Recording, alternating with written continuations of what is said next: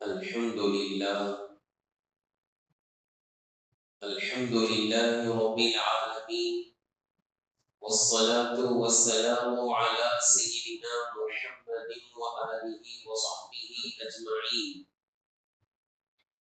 أما بعد، فقد قال الله تبارك وتعالى في القرآن الكريم: وإني سميتها مريم وإني أعيذها بك وذريتها من الشيطان الرجيم. صدق الله العلي العظيم. السلام عليكم ورحمة الله وبركاته. கணியத்துக்குரிய கனவான்களே, பெரியோர்களே, அல்லாஹ்வின் நல்லடியார்களே, அல்லாஹ்வின் பெருளால் சென்ற 2 வாரங்களாக நாம் பெற்றெடுத்த பிள்ளைகளுக்கு என்ன கடமைகளை செய்ய வேண்டும் என்பதை ஹதீஸினுடைய வார்த்தையிலேயே வருகின்றது. ஒரு தந்தை தன்னுடைய குழந்தைக்கு செய்கின்ற முதல் கடமை, முதல் அன்பளிப்பு அவர் வைக்கக்கூடிய பெயர் தான். அதைதான் அவர் தன்னுடைய பிள்ளைக்கு முதலில் கொடுக்கிறார். எனவே அதை நல்ல பெயராக வைக்கட்டும் என்று நபி ஸல்லல்லாஹு அலைஹி வஸல்லம் அவர்கள் கூறினார்கள். என்ற அடிப்படையில் எப்படிப்பட்ட பெயர்களை வைக்க வேண்டும் என்பதை நாம் தெரிந்து கொண்டோம். அதில் பல வழிகாட்டுதல்கள் நமக்கு சொல்லப்பட்டது. சுருக்கமாக சொன்னால் 3 வழிகாட்டுதல்கள். நல்ல அர்த்தமுள்ள பெயரை வைக்க வேண்டும். இரண்டாவது, அல்லாஹ்வுடைய பெயர்களோடு இணைத்து அப்து என்ற வார்த்தையை இணைத்து அப்துல் ரஹ்மான், அப்துல் வஹ்ஹாப், அப்துல் ரஹீம், அப்துல் ஜப்பார் இது போன்ற பெயர்களை வைக்க வேண்டும். மூன்றாவது, நபிமார்களின் பெயரை வைக்க வேண்டும், நல்லவர்களின் பெயர்களை வைக்க வேண்டும், சஹாபாக்களின் பெயர்களை வைக்க வேண்டும். இந்த 3 வழிகாட்டுதல்கள். அதனை தொடர்ந்து நாம் தெரிந்து கொள்ள வேண்டிய இன்னும் சில செய்திகள் என்னவென்றால், எப்படிப்பட்ட பெயர்களை வைக்க வேண்டும் என்று நபி ஸல்லல்லாஹு அலைஹி வஸல்லம் அவர்கள் கூறினார்களோ அதே போன்று எப்படிப்பட்ட பெயர்களை வைக்கக்கூடாது, எப்படிப்பட்ட பெயர்களை வைப்பதை தவிர்க்க வேண்டும் என்பதை எல்லாம் நாம் ஹதீஸில் பார்க்கிறோம். அதில் முதலாவதாக கவனிக்க வேண்டியது, அப்து என்ற அந்த வார்த்தையை அல்லாஹ்வுடைய பெயருடன் இணைக்க வேண்டுமே தவிர வேறு எதனுடன் இணைத்து பெயர் வைத்து விடக்கூடாது. அப்து என்பதை அல்லாஹ்வுடன் இணைக்க வேண்டுமே தவிர அல்லாஹ் அல்லாத வேறு யாருடனும் அதை இணைத்து பெயர் வைக்கக்கூடாது. அல்லாஹ்வின் தூதர் ஸல்லல்லாஹு அலைஹி வஸல்லம் காலத்தில் நபி ஸல்லல்லாஹு அலைஹி வஸல்லம் அவர்களை பார்ப்பதற்கு, இஸ்லாத்தை ஏற்றுக்கொள்வதற்கு குழுவாக வருவார்கள். அப்படி வந்த ஒரு குழு, அதில் ஒருவருடைய பெயர் அப்துல் ஹஜர். ஹஜருல் அஸ்வதுடைய அடிமைன்னு பேர் வச்சிருந்தார். அப்துல் ஹஜர் அல்லது கல்லின் பெயர். ஹஜருல் அஸ்வது கூட இல்ல, வெறும் அப்துல் ஹஜர், கல்லின் அடிமை அப்படின்னு பெயர். ரசூலுல்லாஹ் கரெக்டா அந்த நபர் நோட் பண்ணாங்க. அந்த குழுவில் ஒருவருடைய பெயர் அப்துல் ஹஜர். ரசூலுல்லாஹ் கரெக்டா அவரை கூப்பிட்டு பெயர் என்ன சொல்லுங்கன்னா அப்துல் ஹஜர். உடனே ரசூலுல்லாஹ் சொன்னாங்க, அப்துல்லான்னு மாத்துங்கன்ட்டாங்க. இப்படி அப்து என்ற வார்த்தையோடு இன்னமா அந்த அப்துல்லா, நீரெல்லாம் அப்துல்லா தான். அப்து என்ற வார்த்தையை அல்லாஹ்வினுடைய பெயர், அல்லாஹ் என்ற பெயர் அல்லது அல்லாஹ்வினுடைய பண்பு பெயர்களுடன் மட்டுமே இணைத்து பெயராக வைக்க வேண்டும் என்பதை புரிந்து கொள்ள வேண்டும். பொதுவாக ஷியாக்கள் அப்துல் அலி என்பதாக, அப்துல் ஹுசைன், அப்துல் ஹசன் என்பதாக எல்லாம் பெயர் வைப்பார்கள். அதையெல்லாம் முற்றிலுமாக தவிர்த்து கொள்ள வேண்டும் என்பதை நாம் இங்கு புரிந்து கொள்ள வேண்டும். கணியத்துக்குரிய அதே போன்று மிகவும் மிகவும் பெருமையை காட்டக்கூடிய பெயர்கள், இப்படிப்பட்ட பெயர்களை கூட தவிர்த்து கொள்ள வேண்டும். காரணம், அந்த பெயருடைய பிரதிபலிப்பு அந்த மனிதனுக்குள் இருக்கும், உண்டாகும். அதை சொல்ல சொல்ல, அழைக்க அழைக்க அது நிச்சயமாக பிரதிபலிப்பை உண்டாகும். எனவே அல்லாஹ்வின் தூதர் ஸல்லல்லாஹு அலைஹி வஸல்லம் அவர்கள் சொன்னார்கள், நீங்கள் உங்களுடைய பெயர்களிலேயே மிகவும் கேவலமான பெயர் என்று சொன்னார்கள். புகாரியில் வருகிறது, அல்லாஹ்விடத்தில் மிகவும் கேவலமான பெயர் எது தெரியுமா? ஒரு மனிதர் இப்படி பெயரை வைத்துக் கொள்கிறார். மலிக்குல் அம்லாக் அப்படின்னு பெயர் வைக்கிறார். மலிக்குல் முலூக் அப்படின்னு பெயர் வைக்கிறார். மலிக் என்றால் அரசர், மலிக்குல் முலூக் அப்படின்னா அரசர்களுக்கெல்லாம் அரசர். உலகத்துல அரசர் இருக்கலாம், இல்லன்னு இல்லை. அதனால்தான் அல்லாஹ் தஆலா தன்னை பற்றி மாலிகி யௌமித்தீன், தீர்ப்பு நாளின் அதிபதி, கியாமத் நாளில் யார் மாலிக்? அல்லாஹ் தான் மாலிக். உலகத்துல அரசரா இருக்கலாம், அரசர்னு பேர் வைக்கிறது கூட தப்பு இல்லை. ஆனா மலிக்குல் முலூக், அரசர்களுக்கெல்லாம் அரசன், அது அல்லாஹ்வை தவிர யாரும் கிடையாது. அந்த பெயரை வைப்பது, அத சுஃபியான் ரஹ்மத்துல்லாஹி அலைஹி அவர்கள் அந்த ஹதீஸ் அப்படியே இது போன்று வேறு பாஷைகளில் கூட பெயர் வைக்கிறார்கள் அப்படின்னு சொல்லி ஷாஹானே ஷா அப்படின்னு பெயர் வைக்கிறது. ஷாஹானே ஷா அப்படின்னு அர்த்தம் அரசர்களுக்கெல்லாம் அரசன். வெறும் அரசரா இருக்கலாம், அரசர்களுக்கெல்லாம் அரசன் அல்லாஹ்வை தவிர யாரும் இல்லை என்ற காரணத்தினால் இப்படிப்பட்ட பெயர்களை தவிர்க்க வேண்டும் என்று ஹதீஸ்களில் வருகிறது, அபூதாவுதில் வருகிறது. இதே போன்றுதான் அல்லாஹ்வின் தூதர் ஸல்லல்லாஹு அலைஹி வஸல்லம் அவர்களை சந்திப்பதற்கு ஒரு குழுவினர் வருகிறார்கள். அந்த குழுவினரில் ஒரு மனிதர் மிகவும் நல்ல மனிதர். அந்த குழுவினருக்கு அவர்தான் தலைவரை போன்று காட்சி அளிக்கிறார். அவரை எல்லோரும் அபுல் ஹகம் அபுல் ஹகம் அப்படின்னு கூப்பிடுறாங்க. ரசூலுல்லாஹ் இதை கரெக்டா என்ன செஞ்சுட்டாங்க, பார்த்துட்டாங்க. அந்த மனிதரை கூப்பிட்டு உங்களுடைய பெயர் என்ன? எல்லாரும் அபுல் ஹக்கம்னு கூப்பிடுறாங்களே. அப்ப அந்த மனிதர் சொன்னார், அல்லாஹ்வின் தூதர் ஸல்லல்லாஹு அலைஹி வஸல்லம் அவர்களே, அல்லாஹ்வினுடைய பெரிய கிருபையால் மக்கள் சண்டை செய்து கொண்டால் அவர்களுக்கு ஏதாவது பிரச்சனை வந்துச்சுன்னா என்கிட்ட வருவாங்க. நான் உங்களுக்கு மத்தியில் என்ன செய்வேன், சமாதானமாக தீர்ப்பு வழங்குவேன். என்னுடைய தீர்ப்பு ரொம்ப அவங்களுக்கு பிடிச்சிருக்கு. அதனால அவங்க என்ன செஞ்சிட்டாங்க, எனக்கு தீர்ப்பின் தந்தைன்னு பேர் வச்சுட்டாங்க, அபுல் ஹக்கம். அப்ப ரசூலுல்லாஹி ஸல்லல்லாஹு அலைஹி வஸல்லம் ரொம்ப பாராட்டினாங்க அவரை. இந்த பெயர் தான் ஒரு மாதிரியா இருக்க தவிர நீங்க செய்யற பணி ரொம்ப சூப்பர். ரசூலுல்லாஹ் சொன்னாங்க, மா அஹ்ஸன ஹாதா, எவ்வளவு பெரிய சேவையை நீங்க செய்றீங்க, பாராட்டினாங்க. ஆனால் அல்லாஹ் தான் ஹக்கம், அல்லாஹ் தான் அஹ்கமுல் ஹாக்கிமீன், அல்லாஹ் தான் ஹுக்குமை, கட்டளையை அல்லாஹ் தான் பிறப்பிக்கின்றான். எனவே உங்களுடைய பிள்ளைகளுடைய பேரை சொல்லுங்க. ஏன்னா அபுல் ஹக்கம் அப்படின்னா ஹக்கமின் தந்தை அப்படின்னு அர்த்தம்.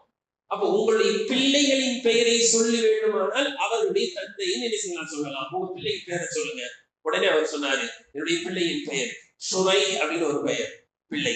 ஒரு பிள்ளையின் பெயர் முஸ்லிம்னே வச்சிருக்கேன், இன்னொரு பெயர் அப்துல்லான்னு. அப்ப சொன்னாங்க, மூத்த மகன் பேர் என்னன்னு கேட்டாங்க, ஷுரை. அப்ப நீங்க அபு ஷுரைன்னு சொல்லி என்ன செய்யலாம், அவங்களை கூப்பிடலாம் என்பதாக நபி ஸல்லல்லாஹு அலைஹி வஸல்லம் அவர்கள் மிகவும் அந்த தற்பெருமையை வெளிப்படுத்தக்கூடிய பெயர்களை கூட தவிர்க்க வேண்டும் என்று சொல்லியிருக்கின்றார்கள். இதை வைத்து ஃபுகஹாக்கள், மார்க்க சட்ட வல்லுநர்கள் இன்னும் சில விஷயங்களை சொல்கிறார்கள். ஒரு மனிதர் சையதுன் நாஸ் என்று பெயர் வைக்கிறார்.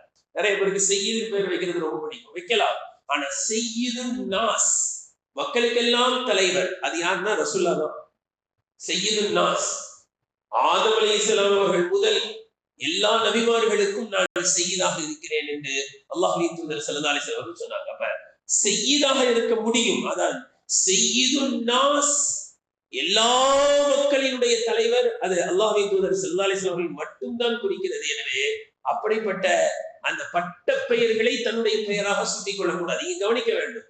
ரசூலுல்லாஹி ஸல்லல்லாஹு அலைஹி வஸல்லம் பெயர் முஹம்மது, அதை வைக்கலாம். ஸல்லல்லாஹு அலைஹி வஸல்லம் முஹம்மது என்ற பெயரை வைக்கலாம். ஆனால் அந்த முஹம்மது ஸல்லல்லாஹு அலைஹி வஸல்லம் அவர்களுக்கே உரித்தான பண்பு சையதுன் நாஸ், அது மற்ற யாருக்கும் சொல்ல முடியாது. எனவே சையதுன் நாஸ், சையதுல் குல், இது போன்ற பெயர்களை தவிர்க்க வேண்டும். இதே போன்று புகாரி, முஸ்லிம் போன்ற பல்வேறு ஹதீஸ் கிரந்தங்களில் வருகிறது. பார்ப்பதற்கு நல்ல பெயரா தெரியும், ஆனால் அதை கூட தவிர்க்க வேண்டும் என்று சொன்னார். அதாவது தவிர்ந்து கொள்வது நல்லது. அது எப்படி அப்படின்னா, பரக்கத் அப்படின்னு பெயர் வைக்கிறது தவிர்ந்து கொண்டால் நல்லது. ஏன்னா ரசூலுல்லாஹி ஸல்லல்லாஹு அலைஹி வஸல்லம் ரொம்ப கண்டிக்கலன்னு சஹாபாக்களே சொல்றாங்க. லேசா என்ன செஞ்சாங்க, வைக்காம இருந்தா நல்லதுன்ற மாதிரி சொன்னாங்க. அப்புறம் கண்டுகொள்ளாமல் விட்டும் விட்டார்கள். ஏன்னா நல்ல பெயர் தான். அதே போன்று அஃப்லஹ் அப்படின்னா வெற்றியாளர், நஜீ, முஸ்லிம் ஷரீஃப்ல இதெல்லாம் அப்படியே லைனா அழகா பதிவு செஞ்சிருக்காங்க. நஜீ அப்படின்னா வெற்றியாளர். அதே போல ரபாஹ் அப்படின்னா லாபம் அப்படின்னு அர்த்தம். அதே போல யஸார்னா சுலபம். இது ஏன் ரசூலுல்லாஹ் வேணாம்னு சொன்னாங்கன்னா, சில சமயம் ரபாஹன் பேர் வச்சாச்சு, அவர் இருக்காரான்னு கேட்டீங்க, இல்ல லாபம் இல்லை நஷ்டம்ன்ற மாதிரி வேணாம். பரக்கத்து இருக்காங்களா, பரக்கத்தே இல்லை அப்படின்னா. அந்த காலத்துல நம்ம முதியோர்கள் சாப்பாடு காலியாச்சுன்னா கூட என்ன சொல்லுவாங்க, சாப்பாடு காலின்னு சொல்லக்கூடாது.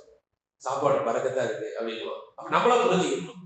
இப்படித்தான் இதைத்தான் ரசூலுல்லாஹி ஸல்லல்லாஹு அலைஹி வஸல்லம் இந்த போன்ற பெயர்களை நீங்கள் வைத்தால் அவர் இருக்காரான்னு கேட்கு. சுலபம் இருக்கா? சுலபமே இல்லை அப்படின்ற மாதிரி ஆயிரும். அவரை இல்லை என்று சொல்வது சுலபமாக இல்லை அப்படின்னு. நாம யாருங்க? கடினமான காரியத்தையும் செய்து முடிக்கக்கூடிய சாதனையாளர்.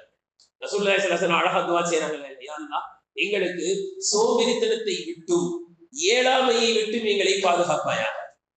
எவ்வளவு அழகான துஆ. சோம்பேறி என்றால் என்ன? சோம்பேறித்தனம் என்றால் என்ன? செய்ய முடியும் ஆனா செய்ய மாட்டான், இதான் சோம்பேறித்தனம். இயலாமை என்றால் என்ன? செய்யவே முடியாது. ரசூலுல்லாஹ் என்ன கேக்குறாங்க? செய்யவே முடியாதுன்னு நம்ம நினைச்சிருவோம், பாவம் செய்ய முடியலங்க விட்டுருங்கன்னு. ஆனா ரசூலுல்லாஹ் கேக்குறாங்க, யா அல்லாஹ் எங்களால ஒரு காரியம் செய்துதான் ஆக வேண்டும் அப்படின்னா செய்ய முடியலன்னு எங்களை ஆகிறார். செய்ய வேண்டிய காரியத்தை நாங்கள் செய்து முடிக்க வேண்டும், அது கடினமான காரியமாக இருந்தாலும் சரியே. அப்ப சுலபம் தான். எதையுமே நல்ல காரியமா அதை சுலபமாக எடுத்துக்கொள்ள வேண்டும். அப்ப சுலபம்னு பேர் வச்சீங்கன்னா சுலபம் இல்லைன்னு ஆயிடக்கூடாது இல்லையா? எனவே இது போன்ற பெயர்களை கூட தவிர்த்து கொண்டால் நல்லது. ரபான்னு ஒருத்தருக்கு பேரு, அவரை கடையில உட்கார வச்சுன்னு வைங்க. அவர் வந்து பார்க்கும்போது இல்ல இல்ல ரபா, லாபமே இல்லை லாபமே இல்லை லாபமே இல்லைன்னு ஆயிடும். எனவே இது போன்ற பெயர்களை கூட தவிர்ப்பது நல்லது என்பதாக நபி ஸல்லல்லாஹு அலைஹி வஸல்லம் கூறினார்கள். இதே போன்று பர்ரா என்ற பெயர் ஜுவைரியா ரலியல்லாஹு அன்ஹா, நாம் எல்லாம் ஜுவைரியா ரலியல்லாஹு அன்ஹா என்று சொல்கிறோம் அல்லவா? அவருடைய முதல் பெயர் என்னன்னா பர்ரா. ரசூலுல்லாஹி ஸல்லல்லாஹு அலைஹி வஸல்லம் அவர்கள் திருமணம் முடித்த பிறகு அந்த பர்ரா என்ற பெயரை ஜுவைரியா என்று மாற்றி வைத்தார்கள். காரணம், பர்ரா என்பது நல்ல பெயர் தான். பர்ரா என்று சொன்னால் நன்மை அப்படின்னு அர்த்தம், நன்மையை செய்வது.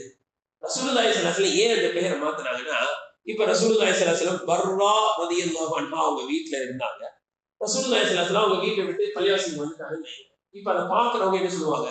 ரசூலுல்லாஹி ஸல்லல்லாஹு அலைஹி வஸல்லம் அவர்கள் பர்ராவிடம் இருந்து வந்து விட்டார்கள் அப்படின்னு சொல்லுவாங்க இல்லையா? அப்படி என்ன அர்த்தம் வந்துடும்? நன்மையான காரியத்தில் இருந்து ரசூலுல்லாஹ் வெளியில வந்துட்டாங்கன்னு அர்த்தம் வந்துடும்.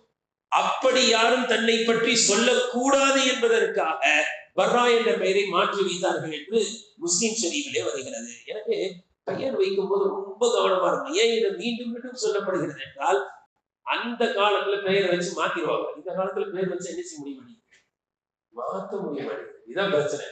எந்த அளவுக்குன்னா நம்ம பேர்ல சில சமயம் தப்பு இருக்கு நல்லா தெரிஞ்சா கூட அப்படியே வைக்க வேண்டியிருக்கு. ஏன்னா பாஸ்போர்ட்ல வந்துருச்சு, அதுல வந்துருச்சு, இப்ப மாத்தினா கஷ்டம். அதனால தயவு செய்து இனி வரக்கூடிய ஜெனரேஷன், இனி பிறக்கக்கூடிய குழந்தைகள் ரொம்ப கவனமா இருக்கணும். அதே போல சில ஊர்கள்ல இந்த எஸ்ஐஆர் வந்ததுக்கு என்ன நடக்குது தெரியுங்களா? ஒரு சில கிராமங்கள்ல எல்லாம் பார்க்கணும், அசல் பேரை சொல்லவே மாட்டாங்க. அவருக்கு ஒரு பட்ட பேர் வச்சு அந்த பட்ட பேர் தான் அவருக்கே, அவருக்கு பட்ட பேர். அத்தா உங்க தாத்தா பேர் என்ன, அந்த பட்ட பேருன்னு தெரியும். இப்ப எஸ்ஐஆர்ல என்ன எழுதுறாங்க, அத்தா பேர் எழுதுறாங்க, தாத்தா பேர் எழுதுறாங்க. இவருக்கு தாத்தா பேர் என்னன்னே தெரிய மாட்டேங்குது.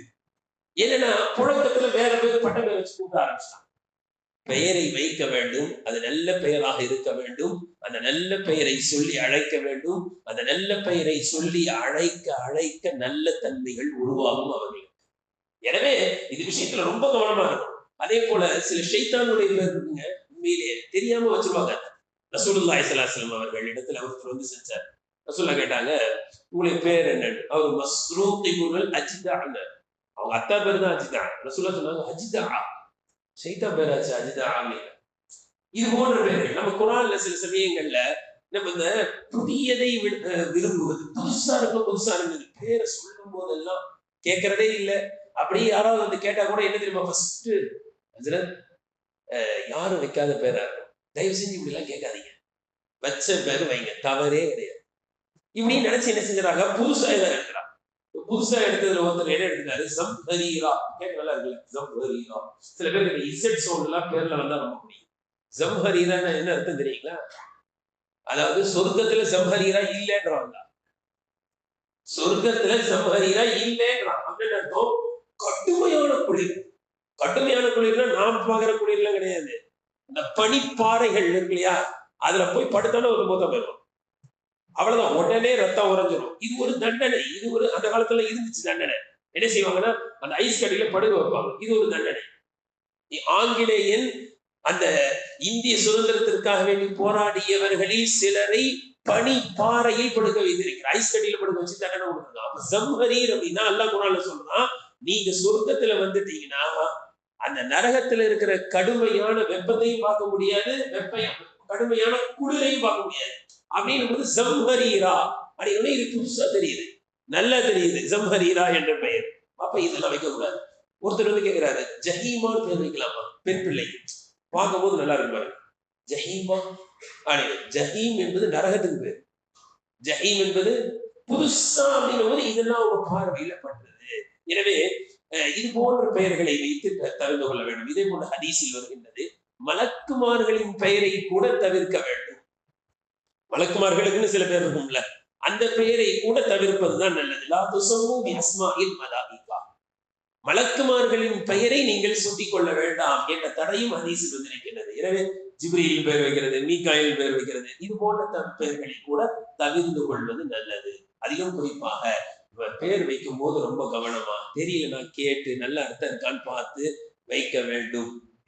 வைத்த பிறகு அந்த பெயரை சொல்லி நிறைய வீட்டுல இந்த சின்ன பிள்ளைங்களை கொஞ்ச நேரம் தெரியுமா, நாய்க்குட்டின்றாங்க, நாயின்னு சொல்லாமா பூனைக்குட்டி என்றாங்க. ஒரு பையன் கிட்ட ஒரு அசத்து கிதாப்ல இருக்கு, உங்க காந்தான் எந்த காந்தான் கேட்டாங்க. ஊருதுல எல்லாம் காந்தானுக்கு ரொம்ப முக்கியத்துவம். அவங்க ஊருக்கு காந்தான் என்ன காந்தான், हमारा खानदान जानवर का खानदान है, எங்க खानदान மிருக खानदान. மிருக खानदान ஆமாடா, எங்க அம்மா வந்து பைன்னு கூப்பிடுறாங்க, எங்க அத்தா குத்தான்னு கூப்பிடுறாங்க. இப்படி ஒவ்வொருத்தரும் என்ன செய்யறாங்க, ஏன் எங்க அக்கா என்ன கழுத, இங்க வாடா கழுதைன்னு கூப்பிடுது, இங்க வா மாடு, இங்க வா சாப்பிடுமா அப்படின்றாங்க. என் பேரை சொல்லி யாரும் எங்க வீட்டுல கூப்பிடுறது இல்லை. ஒருத்தங்க மாடுன்றாங்க, ஒருத்தங்க நாயின்றாங்க, ஒருத்தங்க கழுதுன்றாங்க. தயவு செய்து பிள்ளைகளை இப்படிப்பட்ட பெயரை சொல்லி அழைக்காதீர்கள். நாம மாடு மாடுன்றோம், நாளைக்கு நம்ம வயசான பிறகு அவன் வாலிப வயதாயிடும். அப்ப நம்ம ஏதாவது பேசணும் நம்மளை கத்துறான். அப்ப நினைக்கிறேன் மாடு மாதிரி கத்துறான்னா, நம்ம சின்ன வயசுல அவனை என்னன்னே சொல்லிடுவோம், மாடு மாடுன்னு சொல்லிக்கிட்டுனா அப்ப நம்மள மாடு மாதிரி தான் நம்ம கத்துவான், மாடு மாதிரி தான் கத்துவான், நாய் மாதிரி தான் குலைப்பான். அதனால தயவு செய்து பிள்ளைகளை இது போன்ற பெயர்களை சொல்லி அழைக்காதீர்கள். நல்ல பட்ட பேர் வைக்கலாம், நல்ல பேர் வைங்க.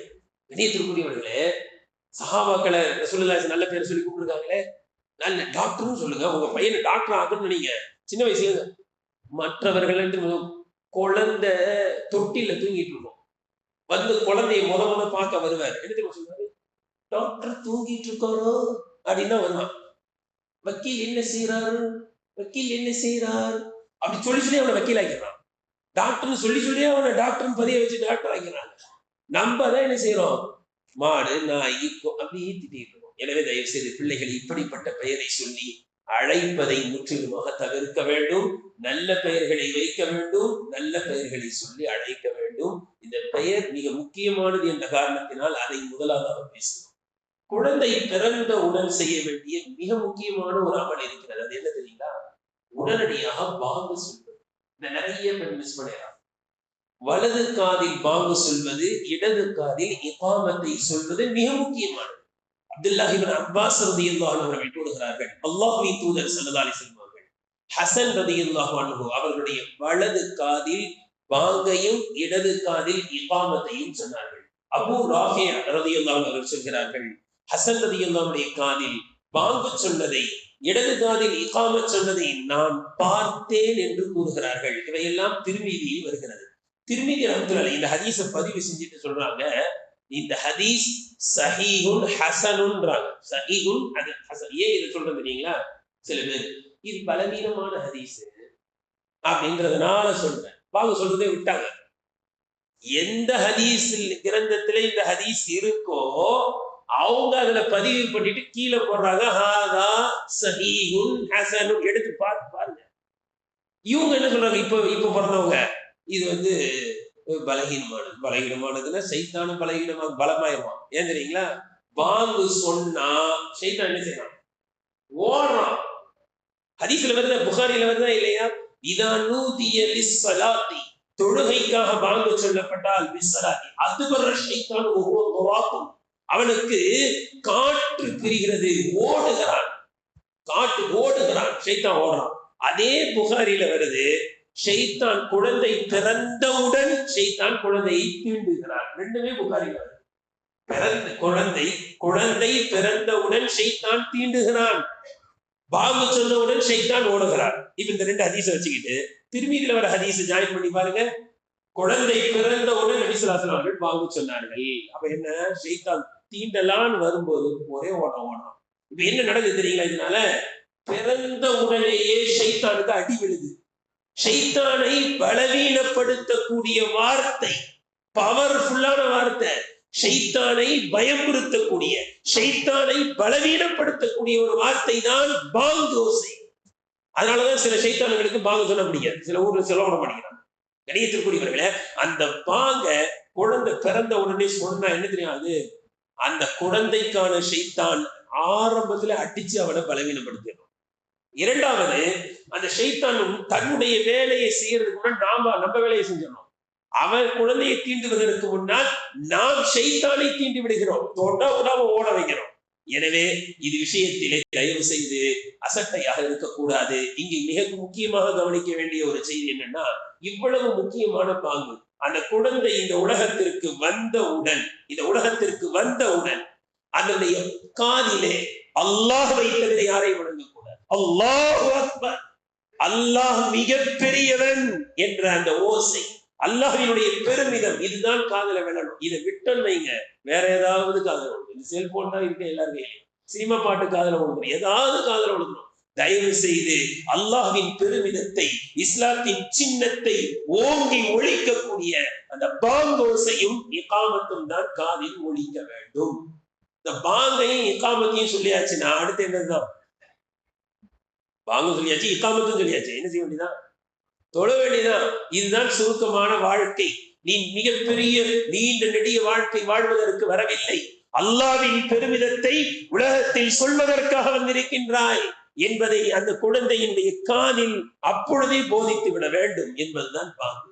ஆனா என்ன அப்படின்னா, இந்த பாங்கு சொல்றதுக்கு நிறைய பேருக்கு தெரியாது. பாங்கு சொல்ல தெரிஞ்சாதானே பாங்கு சொல்லுவாங்க. சில சமயங்கள்ல எங்கேயாவது வெளியூருக்கு போகும்போது கூட 2 பேர் வராங்க, யாராவது வராங்க, டிரைவரா வராரு, முஸ்லீம் வராது, அங்க இமாம் ஜமாத் முடிஞ்சிருது, சரி நம்ம 2 பேரும் என்ன செய்வோம், அப்படி தனியா ஒரு மூலையிலும் தொழுதெல்லாம் ஒரு இகாமத் சொல்லுங்கன்னா, நீங்களே இகாமத் சொல்லுங்க, பாங்கு சொல்ல தெரியல, இகாமத் சொல்ல தெரியல. இப்ப இந்த தந்தை எப்படி பாங்கு சொல்லுவார்? குழந்தை எப்ப பிறக்கும்? பள்ளிவாசல்ல இருந்து முஹத்தின் அல்லது யாராவது அஜர்த்து வரும்போதுதான் பிறக்கும். ரசூல்லா கியாமத்து நாளுக்கு, ரசூலுல்லாஹி ஸல்லல்லாஹு அலைஹி வஸல்லம் கியாமத்து நாள் எப்போ வரும்? திடீர்னு தானே வரும். அந்த கியாமத்து நாள் திடீர்னு தான் வரும். சில பேர் திடீர்னு புரளைய கிளம்புவான், 2200 அவ்வளவு அழுது ஏதாவது சொல்லுவாங்க. கியாமத்து நாள் எப்பொழுது வரும் என்று யாருக்கும் தெரியாது. இத ரசூலுல்லாஹ் விளங்க வைக்கிறதுக்கு என்ன தெரியுமா சொல்றாங்க, அஸ்ஸாஅத்து கல் ஹாமிலி முத்திம்மி அப்படின்னாங்க. கியாமத்து நாள் எப்படிப்பட்டது என்றால் நிறை மாத கர்ப்பிணியை போன்றது, நிறை மாத கர்ப்பிணியை போன்றது. ஏன் அப்படின்னா, அந்த நிறை மாத கர்ப்பிணி பகலில் குழந்தையை பெற்றெடுப்பாளா, நடு இரவில் குழந்தையை பெற்றெடுப்பாளா, இரவு 1 மணிக்கு குழந்தையை பெற்றெடுப்பாளா, யாருக்கா தெரியுமா? தெரியாது. இது மாதிரிதான் கியாமத்து எப்போ வரும் தெரியாதுன்னாங்க. இது கியாமத்துக்கு ஒப்பிட்டு சொல்றாங்க. கியாமத் திடீரென்று தான் வரும். இதே போன்று குழந்தை அந்த நிறை மாத கர்ப்பிணியாக இருக்கிறார்கள் என்றால் எப்பொழுது குழந்தை பிறக்கும் என்று தெரியாது. நடுஜாமத்துல கூட குழந்தை பிறக்கலாம். அப்ப பாங்கு உடனே சொல்லணும், இகாமத்து உடனே சொல்லணும்னு என்ன செய்யுங்க, நமக்கு குழந்தையை பெற்றெடுக்க தெரிந்த நமக்கு, திருமணம் முடிக்க தெரிந்த நமக்கு, அந்த குழந்தையின் காதிலே பாங்கு சொல்லவும் இன்ஷா அல்லாஹ் தெரியும் இல்லையா? அப்ப நாம என்ன செய்யலாம், ஃபர்ஸ்ட் எடுத்து பாங்கு சொல்லுவோம். கணியத்திற்குரியவர்களே, இது இஸ்லாத்தின் உயர்வை காட்டுகிறது. ஒரு குழந்தை பிறந்தா சந்தோஷத்தை வெளிப்படுத்துறோம். நாங்கள் எல்லாம் முஸ்லிம்கள். இங்க இஸ்லாமிய சமுதாயத்தில் ஒரு மனிதர் அதிகரித்திருக்கிறார், ஒரு பிரமுகர் அதிகரித்திருக்கிறார், இது எங்களுக்கு மகிழ்ச்சியை தருகிறது என்று இஸ்லாத்தினுடைய உயர்வை காட்டக்கூடிய அந்த பாங்கை அந்த குழந்தையின் காதில் சொல்ல வேண்டும். இன்னொரு ஹதீஸ்ல, இது சற்று பலவீனமான ஹதீஸ் தான், ஆனாலும் கவனிக்க வேண்டிய செய்தி என்ன தெரியுங்களா, எந்த குழந்தை பிறந்தவுடன் அதற்கு பாங்கு சொல்லப்படுகிறதோ அந்த குழந்தைக்கு இளம் பிள்ளை வாதம் வராது என்று வருகிறது. பலவீனமான ஹதீஸா இருந்தாலும் கொஞ்சம் காது கொடுத்து கேட்க முடியாது. போலியோ சொட்டு மருந்து ஊத்துனா போலியோ அட்டாக் வராது. இது பலவீனமானதா பலமானதா? இது பலமா நம்புறோம், கரெக்டா வருஷம் போலியோ சொட்டு மருந்தை ஊத்திக்கிறோம். இதெல்லாம் பவர்ஃபுல்லா தெரியுது. இது ரொம்ப கண்ணு கருத்துமா செய்யறோம். கவர்மெண்ட் ஆட்டோ விட்டு ஒவ்வொரு தெருவில் போய் என்ன செய்யறாங்க, போலியோ சொட்டு போட்டுக்கிறாங்க. அப்பதான் போலியோ அட்டாக் வராது. ஹதீஸ்ல வருது, வாங்க சொல்லி இக்காம சொன்னா என்ன செய்யறது, இளம்பிள்ளை வாதம்னா போலியோ அட்டாக்னு இருக்கும்.